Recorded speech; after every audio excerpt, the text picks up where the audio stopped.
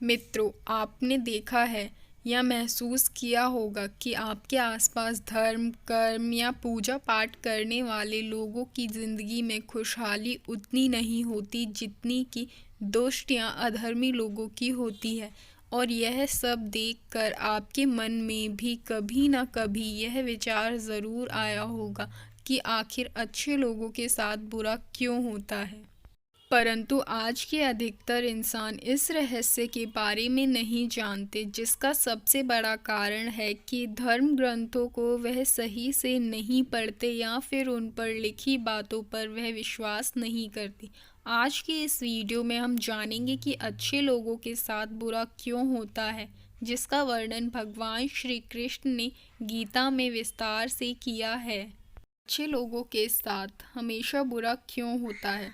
हिंदू धर्म ग्रंथों में भागवत गीता एक ऐसा धर्म ग्रंथ है जिनमें मनुष्य के मन में उठने वाले हर प्रश्न का उत्तर इस ग्रंथ में आपको मिल जाएगा।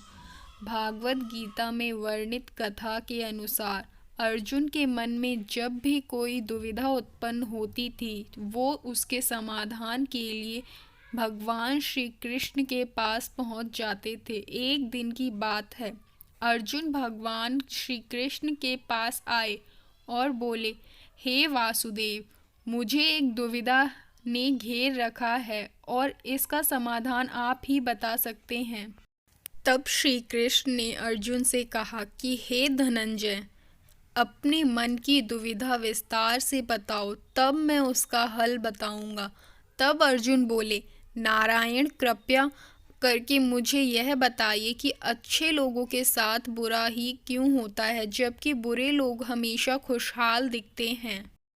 अर्जुन के मुख से ऐसी बातें सुनकर श्री कृष्ण जी मुस्कुराते हुए बोले, हे पार्थ, मनुष्य जैसा दिखता है या फिर महसूस करता है, वास्तव में वैसा कुछ नहीं होता, बल्कि अज्ञानता के वश वे सच्चाई को समझ नहीं पाता।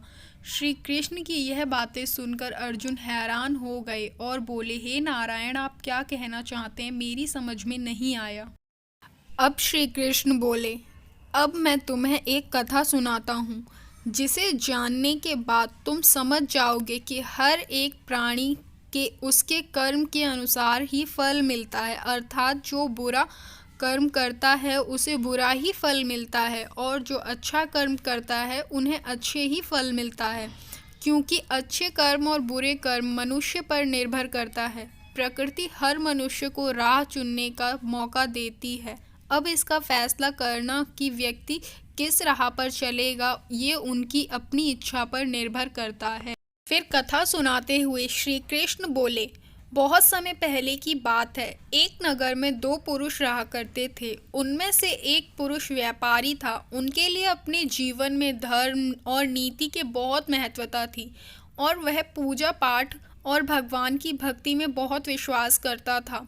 चाहे कुछ भी हो जाए, वह मंदिर जाना नहीं भूलता था, और ना ही दान धर्म आदि किसी भी प्रकार की कर्म में कोई कमी करता था। वहीं दूसरी ओर उस नगर का दूसरा पुरुष पहले पुरुष के कर्म से बहुत ही विपरीत था। वह पुरुष प्रतिदिन मंदिर तो जाया करता था, लेकिन पूजा पाठ के उद्देश्य से नहीं, बल्कि मंदिर के बाहर से चप्पल एवं धन चुराने के उद्देश्य से मंदिर जाया करता था। उसे दान धर्म नीति आदि किसी से कुछ भी लेना देना नहीं था। इसी तरह समय बीतता गया, और एक दिन उस नगर में जोर से बारिश हुई, जिसकी वजह से उस दिन नगर के मंदिर में पंडित के अलावा और कोई नहीं था। यह बात जब दूसरे पुरुष को पता चली, तो उसके मन में ख्याल आया कि अभी सही मौका है मंदिर के धन को चोरी करने के लिए, और वह बारिश में ही मंदिर पहुंच गया। और वो व्यक्ति मंदिर पहुंचकर उस पंडित की नज़रों से बचकर मंदिर के सारे धन और जेवरात चुरा कर वहां से निकल गया।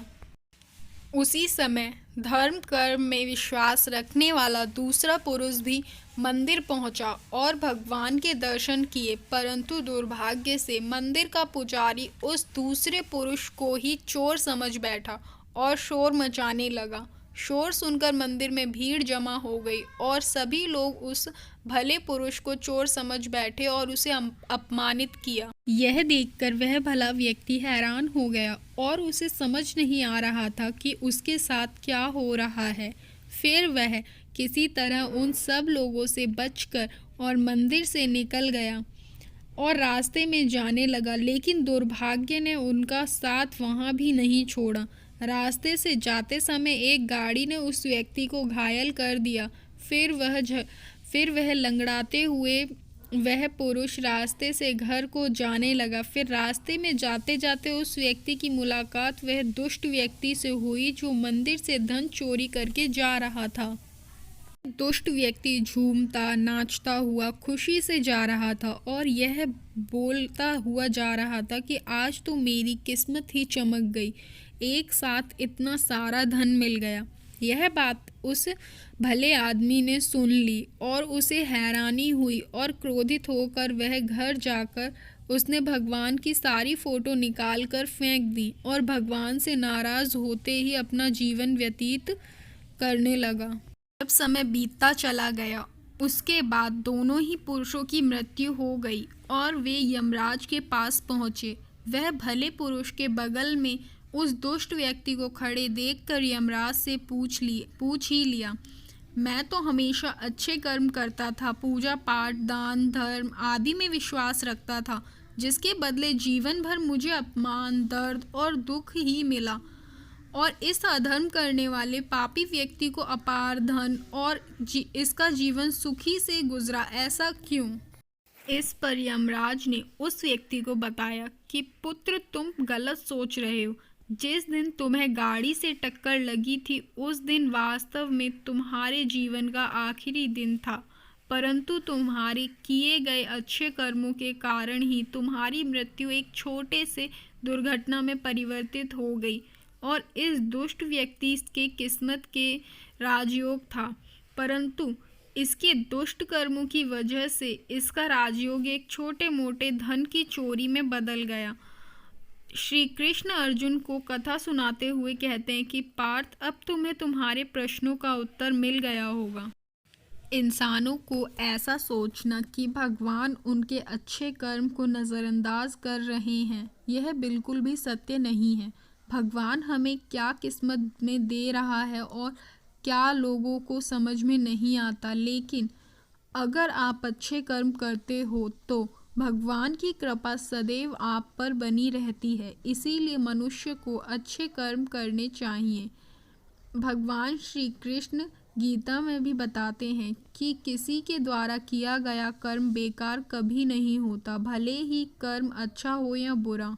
तो मित्रों, आशा करती हूँ कि आपको हमारी यह वीडियो अच्छी लगी हो तो शेयर ज़रूर करें।